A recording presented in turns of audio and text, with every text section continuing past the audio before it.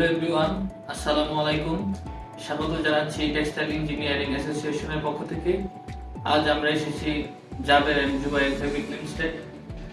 আমাদের সাথে আজকে রয়েছেন কায়েস কাউসার স্যার। চলে যাচ্ছি সরাসরি স্যারের কাছে। স্যার, আপনার পরিচয় এবং পদবিটা যদি আমাদেরকে একটু বলতেন। আমার নাম কায়েস কাউসার। আমি এখানে কর্মরত আছি general manager human resources administration এবং কমপ্লায়েন্স ডিপার্টমেন্টের জন্য। অ্যাজ ওয়েল আমি পার্টলি সাস্টেনেবিলিটি এবং অপারেশনস এর কিছু পার্ট আমি দেখতে থাকি, ফ্যাক্টরি অপারেশনস। ধন্যবাদ স্যার। স্যার, এতগুলো সেক্টর থাকতে জব সেক্টরে কেন আপনি টেক্সটাইলকে বেছে নিলেন? টেক্সটাইলকে বেছে নিয়েছি ঠিক ওইরকম বলা যাবে না। আমাদের সময় যখন আমরা কাজ শুরু করি, আজ থেকে প্রায় 25 বছর আগে আমি যখন শুরু করেছিলাম এনজিও থেকে আমার একটা উদ্দেশ্য ছিল যে মানুষের সেবা করা, বিশেষ করে অবহেলিত মানুষের সেবা করা। এনজিওরা ঠিকই করে, কিন্তু আমি একটা পর্যায়ে এসে দেখলাম যে আসলে এনজিওতে যে ধরনের কাজ হয়, যে ধরনের পলিসি এনজিও নিয়ে আগায়, কিন্তু শেষ পর্যন্ত সেটা সফল হয় না। এই যে মাইক্রো ক্রেডিটের যে কিস্তিগুলো, সেগুলো দেখা যায় লোকেরা বিভিন্নভাবে আরেকটা লোন করে দেয়। তারপরে আমি জয়েন করি একটা গার্মেন্টস কোম্পানিতে, যেটা ছিল একটা বিদেশি গার্মেন্টস ফ্যাক্টরি।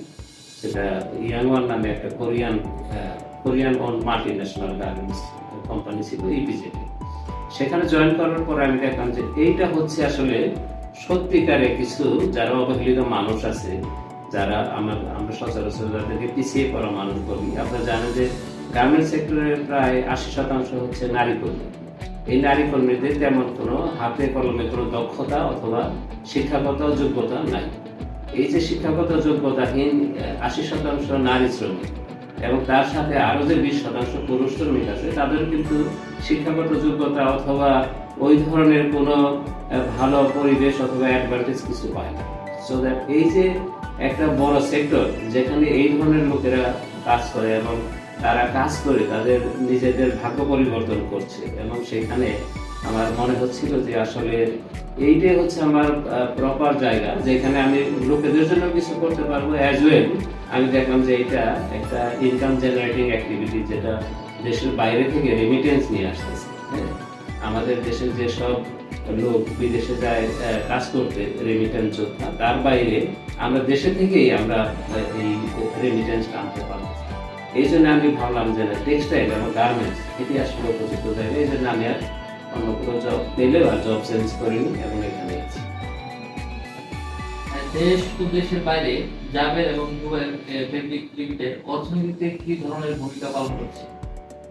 দেশের ভিতরে আমরা বরাবর গত 14 বছর ধরে আমরা সেরা রপ্তানিকারকের ট্রফি পেয়ে আসছি, চ্যাম্পিয়ন ট্রফি হেভি ইন্ডাস্ট্রিতে। ভলিউম ওয়াইজ বাংলাদেশে যত ডলার আসে, আমরা জাবের আর জুবাইর ফেব্রিক্স লিমিটেড হলো গত 14 বছর ধরে শীর্ষস্থান ধরে রেখেছে। আমরা এই বছর আমরা সেটা পাবো, আমরা আশাবাদী, এবং আমাদের নাম ঘোষণার অপেক্ষায় আছে। 2023-24 সালে আমরা সেটা পাবো। এইটা হলো দেশের অর্থনীতিতে জাবের জুবাইরের অবদান। প্রায় $600 মিলিয়ন বছরে জাবের জুবাইর অর্থনীতিতে অবদান রাখে। দেশের বাইরে যদি বলেন তাহলে সেটা আমাদের যে সমস্ত product Europe, America, Latin America, এমনকি জাপান, ব্রাজিল, আর্জেন্টিনার মতো দেশগুলোতে আমাদের এই প্রোডাক্টগুলো রপ্তানি করছে, এবং সেটা অন্যান্য আমাদের যে কম্পিটিটর আছে পাকিস্তান অথবা ভারতীয়, তাদের থেকে আমরা কিন্তু অনেক ভালো করছি। যার জন্য দেশে এবং বিদেশে সমানভাবেই জাবের জুবাইর ফেব্রিক্স লিমিটেড তার সাফল্য এবং অবদান থেকে চলছে।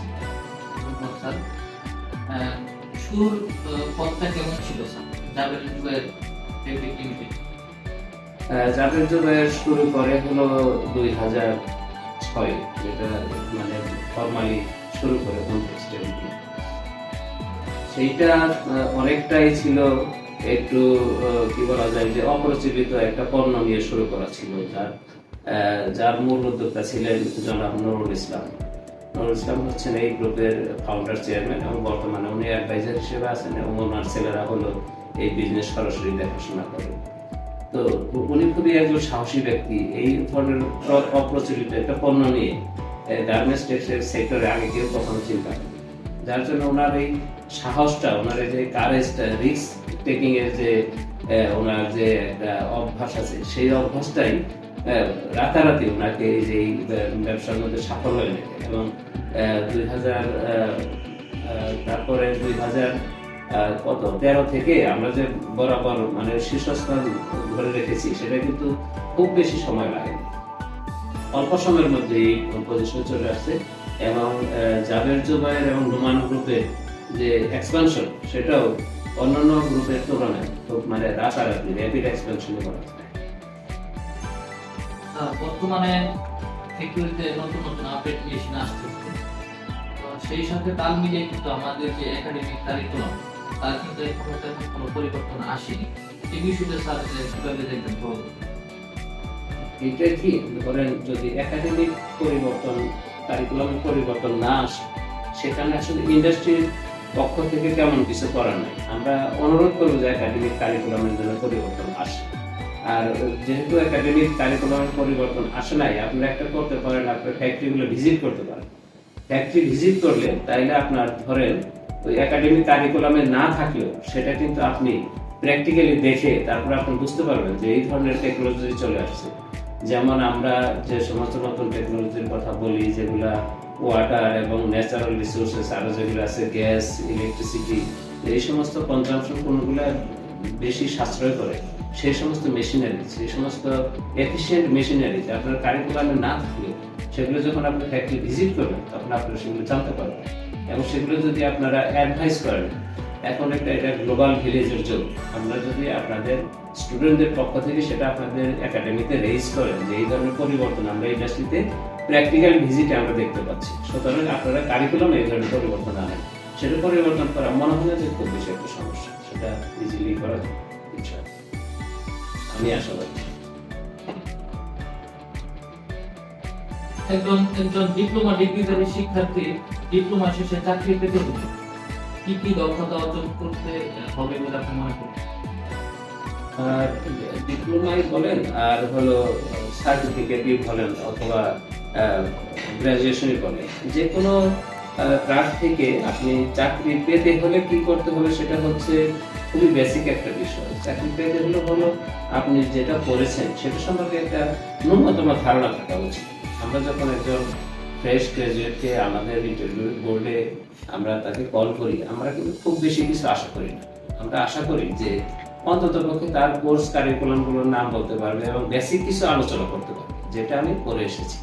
আমরা জানি যে বাংলাদেশে বিভিন্ন ধরনের সীমাবদ্ধতা আছে, বিশেষ করে দুই একটা প্রতিষ্ঠান বাদ ভিতরে ঢাকার বাইরে আছে, তাদের কারিকুলাম অথবা তাদের ইকুইপমেন্ট অত ভালো থাকার কথা না, তাদের ফ্যাকাল্টি অত ভালো থাকার কথা না। সুতরাং আমরা তাদেরকে চাই না যে এমন কিছু প্রশ্ন করে অপ্রস্তুত করে ফেলতে চাই। আমরা দেখি যে বেসিক কিছু জানে কিনা, আপনাকে কারিকুলামে কি পড়াইলো অথবা পড়াইলো না, অথবা আপনি কি পড়তে পেরেছিলেন, তার থেকে বড় ইম্পর্টেন্ট হচ্ছে আপনি নিজেই বেসিক কিছু ধারণা আপনি নিয়ে নিন।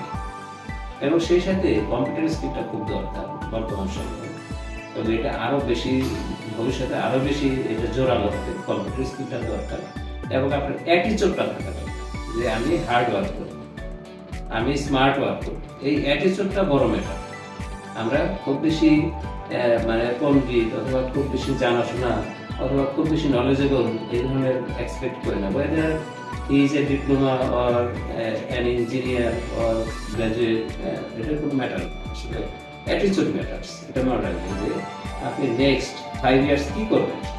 এই যে আপনার যে পড়ালেখা শেষ করে আপনি ইন্টারভিউ বোর্ডে আসছেন, আপনার চাকরি পেয়ে যাচ্ছেন, চাকরি পেয়ে don't consider it as a job, এটা আপনি কনসিডার করেন অ্যাজ এক্সটেন্ডেড এডুকেশন।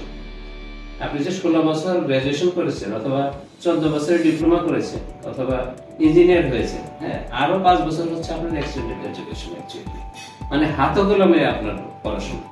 ওইটাকে যদি আপনি জব হিসেবে কনসিডার করেন তাহলে আসলে আপনি ভালো করতে পারবেন। নেক্সট 5 ইয়ার যখন আপনি ইন্টারভিউ বোর্ডে আসবেন, আপনি মাইন্ড সেট করবেন যে নেক্সট 5 ইয়ার হচ্ছে এইখানে আমি হাতে কলমে পড়াশোনা করব। তার জন্য আপনাকে কি বেতন দিবেন কোনো বিষয় নেই। ইন্টারভিউ বোর্ডে সাকসেসফুল হওয়ার থেকে জবে সাকসেসফুল হওয়া বেশি ইম্পর্টেন্ট। জবে সাকসেসফুল হতে হলে আপনাকে পরবর্তী 5 বছর পাস করার পরে গভীর মনোযোগ এবং স্মার্টনেস সহকারে আপনার কাজ করতে হবে, তাহলে আপনি অবশ্যই জবে সাকসেসফুল।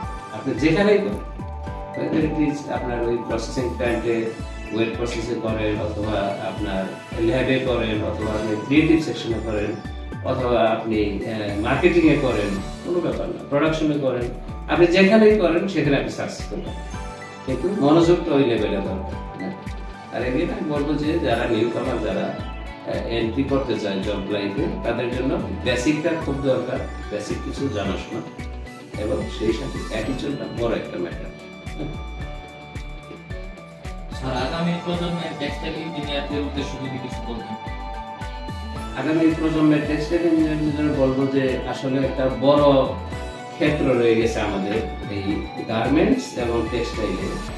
সেই ক্ষেত্রটা কোথায়, যে আমাদের যে কারখানাগুলো আছে এখানে কিন্তু এখনো পর্যন্ত যে সমস্ত লোকজন, আমাদের সুপারভাইজার অথবা ম্যানেজার অথবা বিভিন্ন পর্যায়ের যে নেতৃত্ব আছে, বিশেষ করে মিড লেভেল অথবা আপার মিড লেভেল, সিনিয়র লেভেল যে সমস্ত আছে, এখনো পর্যন্ত কিন্তু এগুলো হলো কোনো টেক্সটাইল ইঞ্জিনিয়াররা এগুলো লিড করে না। সো দ্যাট টেক্সটাইল ইঞ্জিনিয়াররা লিড করলে কি হবে, অ্যাজ ওয়েল আপনারা পড়াশোনাই করছেন এই পারপাস, এটা আপনাদের এটা লিড করা উচিত। সেই সাথে এটা লিড করলে কি হবে, যে আমাদের যে ওয়েস্টেজ, আমাদের যে কোয়ালিটি ইস্যুস, আমরা এখনো পর্যন্ত কোয়ালিটি ইস্যু যে আমরা চায়না, ভিয়েতনাম কম্পিটিটর থেকে পিছিয়ে আছি।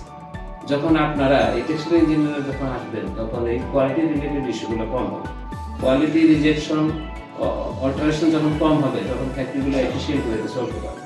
এখন যেটা নিয়ে আমরা স্ট্রাগল করছি বর্তমান সময়ে, ফ্যাক্টরিতে এফিসিয়েন্সি কম, ফ্যাক্টরি প্রোডাক্টিভিটি কম, সেগুলোর জন্য আপনারা অনেক ভালো অবদান রাখতে পারবেন।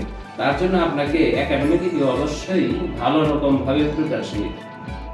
আপনি যদি ওই সাধারণ জেনারেল লাইনে পড়াশোনা করা, হিস্ট্রিতে অথবা পলিটিক্যাল সায়েন্সে মাস্টার্স করা লোকের সমান সমান জ্ঞান রাখেন, তাহলে কিন্তু সমস্যা। আপনাকে সেখানে ভালো করে পড়াশোনা করে আসতে হবে, সেটা আপনার কারিকুলামে খুব বানাতে, যাতে করে ওই প্লেসগুলো আপনারা সাফিস করতে পারেন অ্যাটলিস্ট মিড লেভেলে। তাহলে কি হবে, আপনাদেরও একটা জব হয়ে গেল এবং সেই সাথে ইন্ডাস্ট্রিও ভর্তি হবে। এবং সেই সাথে যারা আরো ভালো, তারা যখন আপনারা টার্গেট করবেন, আমাদের দেশে এখনো পর্যন্ত বড় বড় কারখানা, ইভেন আমার কারখানা এবং বিভিন্ন কারখানাতে সিইও অথবা এই লেভেলে যারা, সি লেভেলের যারা জব করে অথবা বাইক হাউসগুলোতে যারা আছে, তারা কিন্তু মোস্টলি বিদেশি। এমন না যে মালিকদের অথবা ওই বাইক হাউস ওনারদের বিদেশি প্রীতি আছে, আসলে কিন্তু তারা যদি কোয়ালিফাইড লোকাল লোকজন পায়, অবশ্যই তারা নিবে। তাইলে কি হবে, আপনার ওর জন্য প্রিপেয়ার হবে, হিউজ অপরচুনিটিস আছে যদি আপনারা প্রিপেয়ার হন। আর যদি প্রিপেয়ার না হন, যদি কিনা মানে নিজের গ্যাপ রেখে শুধুমাত্র সার্টিফিকেট নিয়ে আসেন, তাহলে কিন্তু সেটা পাবেন। এখানে সার্টিফিকেট দিয়ে বড় বিষয় হলো যে আপনি নিজে কতটা এই সাবজেক্ট ম্যাটারে আপনার কতটা ইন্টারেস্ট আছে এবং কতটা চান, সেটা বিষয়। তাইলে এই টেক্সটাইল ইঞ্জিনিয়ারদের জন্য বড় ধরনের অপরচুনিটিজ আছে, ইন্ডাস্ট্রিতে সেভ করার, ইন্ডাস্ট্রিতে কাজ করার, অ্যাজ ওয়েল সম্মানজনক পেশায় অনেক বেশি উপার্জন করা। সেই সাথে আমরা রেসপন্সিবল টেক্সটাইল হিসেবে যাতে দেশের ক্ষতি না করে আমরা এই সমস্ত পোশাক এবং এগুলো কাজ করতে পারি, রপ্তানি করতে পারি এবং দেশের জন্য টাকা নিয়ে আসতে পারি। সুতরাং এটাই হলো আমার আগামী প্রজন্মের টেক্সটাইল ইঞ্জিনিয়ারদের জন্য আমার একটা আশা, এক্সপেকটেশন।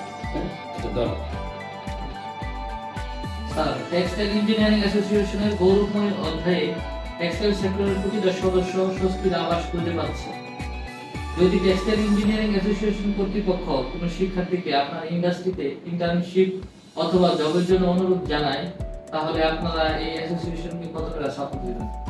অবশ্যই আমি ওয়েলকাম করি, আমরা তো ইন্টার্নি ওয়েলকাম করি সবসময়। ইন্টার্নিদের বিষয়ে কোনো সমস্যা নেই। ইভেন যারা জবের জন্য আসবে, তারা আমার সাথে যোগাযোগ করলে আমাদের কারখানা অথবা আমাদের পরিচিত যারা আছে অথবা আমাদের গ্রুপে যেখানে যেখানে আছে টেক্সটাইল ইঞ্জিনিয়ারদের জবের অপশন আছে, আমরা অবশ্যই তাদেরকে সহযোগিতা করি। আমার পক্ষ থেকে পূর্ণ সহযোগিতা। ধন্যবাদ স্যার। যেহেতু আজ আমরা টেক্সটাইল ইঞ্জিনিয়ারিং অ্যাসোসিয়েশনের পক্ষ থেকে এসেছি, সেহেতু টেক্সটাইল ইঞ্জিনিয়ারিং অ্যাসোসিয়েশনের উদ্দেশ্যে আপনার মূল্যবান অনুভূতি এবং তরুণ উদ্যোক্তাদের উদ্দেশ্যে কিছু দিক নির্দেশনামূলক কথা বলি বলতেন। আমি প্রথমে ধন্যবাদ জানাবো টেক্সটাইল ইঞ্জিনিয়ারিং অ্যাসোসিয়েশনকে যে আমাদের কারখানা ভিজিট করার জন্য। আমরা সবসময় আশা করি তরুণ প্রজন্ম আমাদের কারখানা ভিজিট করবে এবং তাদের একাডেমিক জ্ঞানের পাশাপাশি তাদের প্র্যাকটিক্যাল জ্ঞান অর্জনের যাতে আমরা তাদেরকে সাহায্য করতে পারি। আমি চাই টেক্সটাইল ইঞ্জিনিয়ারিং অ্যাসোসিয়েশন একটি সাকসেসফুল প্ল্যাটফর্ম হিসাবে নতুন এবং যারা অভিজ্ঞ আছে তাদের মধ্যে একটা সেতু বন্ধন তৈরি করবে, এটা আমার আশা। আর আপনাদের উদ্যোগ নিঃসন্দেহে অনেক ভালো, যাতে করে এখন হলো নেটওয়ার্কিং এর যত বেশি নেটওয়ার্কের সাথে যুক্ত থাকবেন সে তত জব অথবা ক্যারিয়ার, শুধুমাত্র কিন্তু জব বোঝায়। ক্যারিয়ার মানে হলো আপনি উদ্যোক্তা হতে পারেন, ক্যারিয়ার মানে হলো আপনি বিজনেস করতে পারেন, ক্যারিয়ার মানে হলো আপনি শিক্ষকতা করতে পারেন, ক্যারিয়ার মানে হলো আপনি সামাজিক ব্যবসা করতে পারেন। ক্যারিয়ার কিন্তু শুধুমাত্র আপনার যে একটা চাকরি, নির্দিষ্ট চাকরি তা ক্যারিয়ার মানে হলো ব্যাপক অর্থে। সেক্ষেত্রে আপনাদের যে অ্যাসোসিয়েশন, আমি মনে করি এটা অনেক কাজে লাগবে। আমি এদের সাফল্য কামনা করি এবং আমাদের পক্ষ থেকে আমি টেক্সটাইল ইঞ্জিনিয়ারিং অ্যাসোসিয়েশন আপনাদের এই নেটওয়ার্ককে আমি স্বাগত জানাই এবং আমরা সহযোগিতা করব ইনশাআল্লাহ ভবিষ্যতে। ধন্যবাদ স্যার আপনাকে আমাদেরকে আপনার মূল্যবান সময় দিয়ে সহযোগিতা করার জন্য। আমি শওকত হোসেন স্যারকে অনুরোধ করব টেক্সটাইল ইঞ্জিনিয়ারিং অ্যাসোসিয়েশনের পক্ষ থেকে স্যারকে ফুল দিয়ে শুভেচ্ছা জানানোর জন্য।